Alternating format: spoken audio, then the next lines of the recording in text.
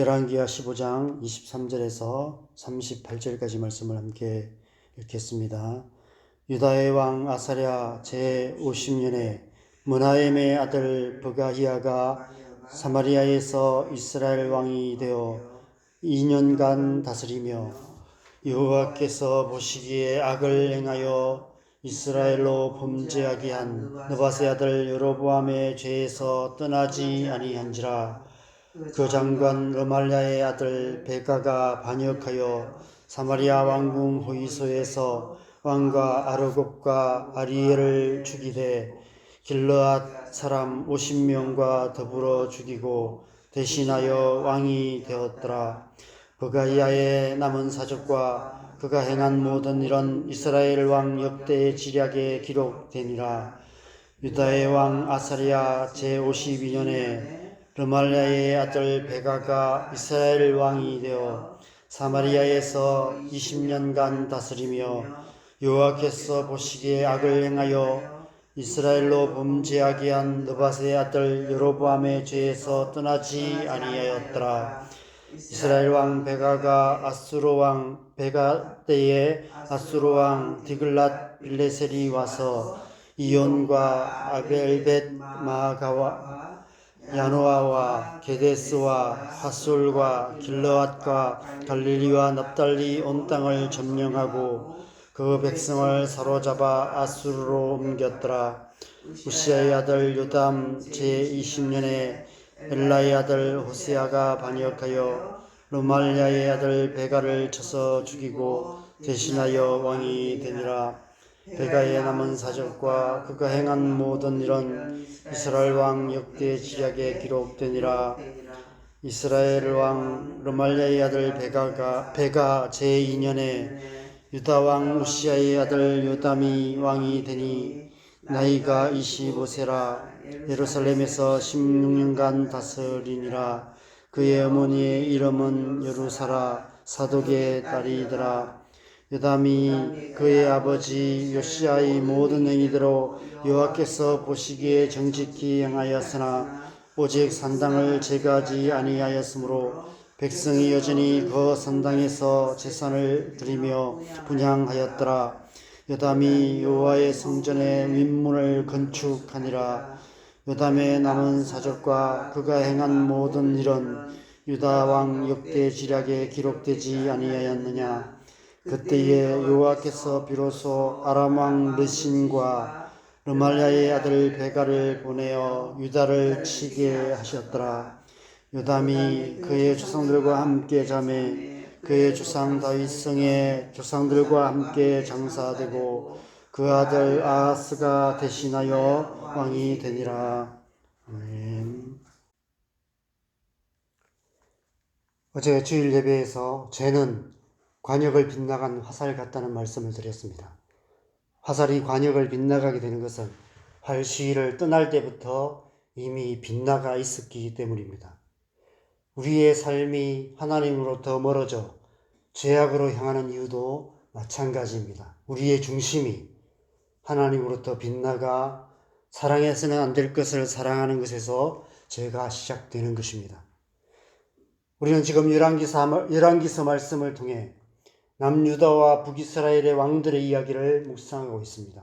특별히 어제와 오늘 본문인 열왕기하 15장에는 수많은 왕들의 이름이 등장합니다. 여로보암, 아마샤, 아사랴, 요담, 스가랴, 살룸, 므나헴, 브가히야, 베가, 호세아, 아하스. 중간에 등장하는 예후라는 이름까지 합치면 무려 12명의 왕의 이름이 등장합니다. 누가 남유다 왕이고 누가 북이스라엘 왕인지조차도 헷갈립니다. 중간에 우시아라는 이름도 등장하지만 우시아는 아사랴의 다른 이름으로 오늘 본문에서는 무슨 이유인지 두 이름을 교대로 사용하고 있습니다. 성경 한 장에 이렇게 많은 왕들의 이름이 기록된 이유는 북이스라엘에 계속해서 반역이 일어나서 6개월, 심지어 한 달 만에 왕이 바뀌는 일들이 계속 일어났기 때문입니다. 그것은 북이스라엘의 역사의 종말이 가까웠음을 의미합니다. 오늘 본문 30절에 등장하는 호세아가 북이스라엘의 마지막 왕입니다. 호세아 9년에 북이스라엘은 아수르에 의해서 완전히 멸망하고 맙니다. 아시다시피 북이스라엘의 역사는 처음부터 관역을 빗나간 역사였습니다. 북이스라엘의 첫 왕이었던 여로보암이 베델과 단에 금송아지를 세우면서부터 그 중심이 하나님부터 빗나가기 시작했고, 그 후의 왕들은 점점 더 빗나가서 결국은 멸망으로 끝나게 된 것입니다. 북이스라엘의 대부분의 왕들에 대한 평가는 거의 동일했습니다. 어제 본문인 9절과 18절, 그리고 오늘 본문인 24절과 28절에 네 번에 걸쳐 반복해서 여호와께서 보시기에 악을 행하여 이스라엘로 범죄하게 한 느밧의 아들 여로보암의 죄에서 떠나지 아니하였더라 라고 말씀하고 있는데, 다른 왕들도 마찬가지였습니다. 북이스라엘 역사는 처음부터 그렇게 관역을 완전히 빗나가 멸망으로 향하는 역사였습니다. 그런데 남유다는 조금 달랐습니다. 어제 본문 3절에서 남유다 왕 아사랴에 대해 평가하기를 아사랴가 그의 아버지 아마샤의 모든 행위대로 여호와 보시기에 정직히 행하였다 라고 말씀합니다. 오늘 보면 34절에서도 요담에 대해서도 동일하게 평가합니다. 요담이 그의 아버지 우시야의 모든 행위대로 여호와께서 보시기에 정직히 행하였다 라고 말씀하고 있습니다. 그런데 문제는 4절과 35절에 똑같이 오직 산당을 제거하지 아니하였으므로 백성이 여전히 그 산당에서 제사를 드리며 분향하였더라 라고 말씀하고 있다는 것입니다. 남유다의 왕들 중에서도 악한 왕들도 많이 있었지만 그 가운데 선한 왕이라고 평가받는 왕들도 많이 있는데 다 이와 똑같이 산당을 제거하지 아니하였더라 라고 말씀하고 있습니다. 그것은 북이스라엘만큼은 아니지만 남유다의 역사 역시도 관역을 조금씩 빗나가고 있었다는 것입니다. 언제부터 그랬을까요? 하나님의 마음에 합한 중심을 가졌던 다윗에 의해서 시작되었던 이스라엘 왕국이 그 아들 솔로몬의 노년부터 빗나가기 시작했습니다. 솔로몬이 사랑했던 수많은 이방 여인들이 솔로몬의 마음을 빗나가게 만들어서 이방신을 섬기는 산당들을 곳곳에 세웠던 것입니다. 결국 그로 인해 솔로몬의 아들 르호보암의 때에 남유다와 북이스라엘로 분열되었고, 앞서 말씀드린 것처럼 북이스라엘은 처음부터 하나님으로부터 완전히 멀어져서 긍정적인 평가를 받는 왕이 하나도 없는 악한 역사가 이어져 왔습니다. 계속되는 반역으로 왕조가 9번이나 바뀌는 반역의 역사가 계속되었고 결국은 완전히 멸망하고 말았습니다. 그나마 남유다는 하나님께서 다윗과 맺으신 언약으로 말미암아 다윗의 혈통이 계속해서 이어져 왔습니다. 그 가운데는 긍정적인 평가를 받는 왕들도 여럿이 있었습니다. 그럼에도 불구하고 한결같이 산당을 제거하지 않았다는 것은 곧 그들의 중심이 다윗처럼 하나님 앞에 온전하지는 못했다는 것입니다. 북이스라엘 역사가 처음부터 관역을 완전히 빗나간 역사였다면 남유다의 역사는 완전히는 아니지만 조금씩 빗나가는 역사였다고 말할 수 있습니다. 그래서 결국 북이스라엘이 먼저 멸망하게 되었고 그 후에 남유다 역시도 결국은 멸망하고 말았던 것입니다. 이러한 빗나간 역사를 가장 잘 보여주는 본문이 어제와 오늘 본문인 열왕기하 15장 말씀이 아닐까 싶습니다. 저는 이 말씀을 묵상하면서 이처럼 빗나간 역사 속에서 하나님께서 도대체 무엇을 하고 계시는 것일까 라는 질문을 해보게 되었습니다. 언젠가 신앙은 기다림이라는 말씀을 드린 적이 있습니다.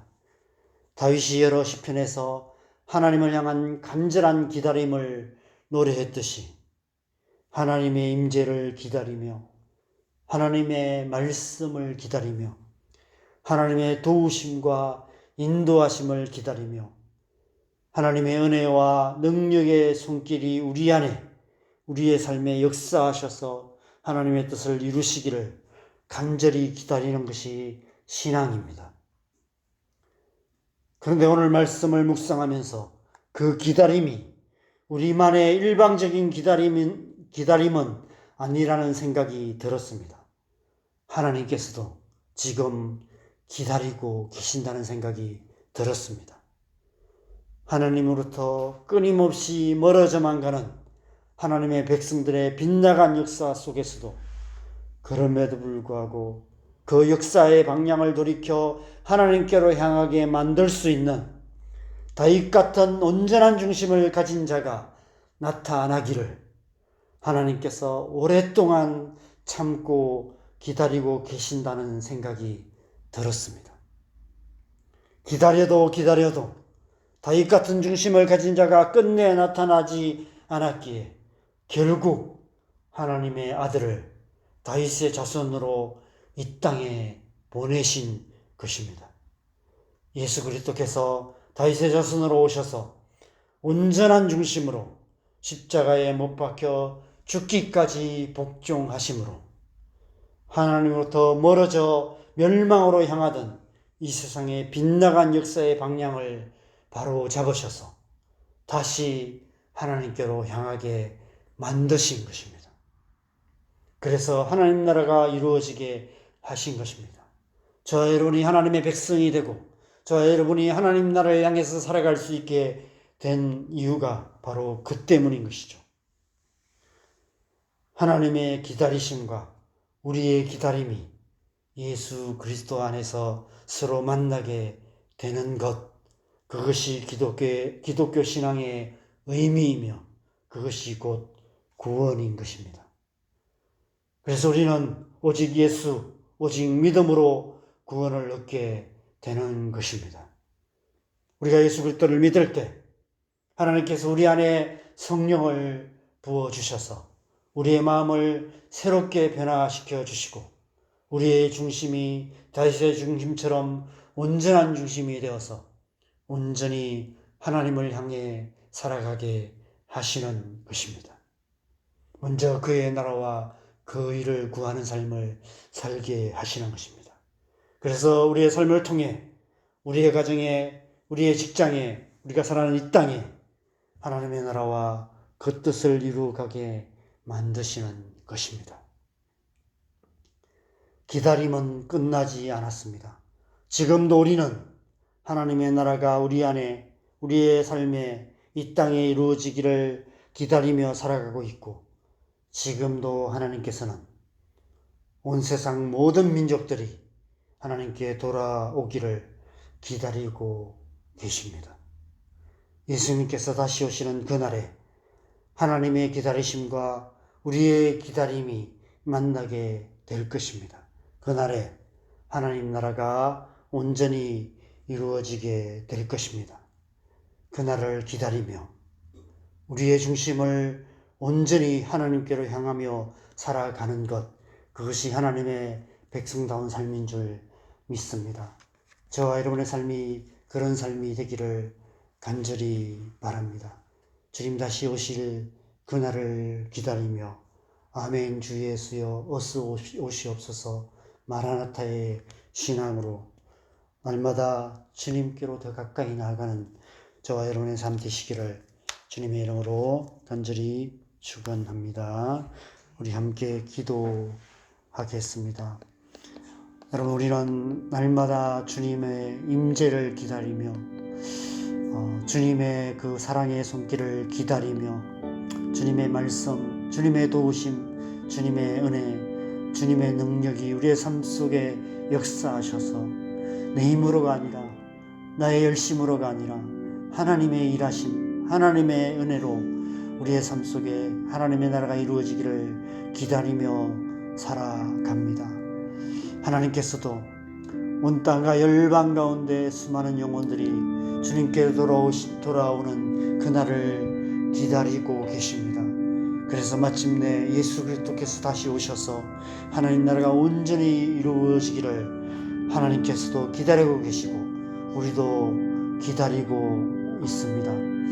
날마다 그 나라를 소망하며 그 나라를 위해서 기도하며 더 적극적인 기다림으로 하나님 앞에 예배하며 하나님 앞에 기도하며 하나님의 말씀에 합당하게 살아감으로 우리의 가정 가운데 우리가 살아가는 우리의 직장 가운데 우리가 사는 이 땅 가운데 하나님 나라를 이루어가는 삶을 살아가는 것, 그것이 하나님의 백성다운 삶인 줄 믿습니다. 그렇게 살아갈 수 있도록 예수 그리스도께서 오셔서 우리 안에 성령을 부어주셨습니다. 오늘도 우리가 성령으로 충만하여 성령의 인도하심을 따라 살아갈 때 넉넉히 그런 삶을 살아가게 될 줄 믿습니다. 그래서 이 새벽에 우리가 성령의 도우심을 구하십시다. 우리를 성령으로 충만하게 하셔서 오늘 하루도 하나님 나라를 향해서 힘있게 살아가는 복된 하루 되게 하여 주시옵소서. 함께 기도하시겠습니다. 기도하십시다.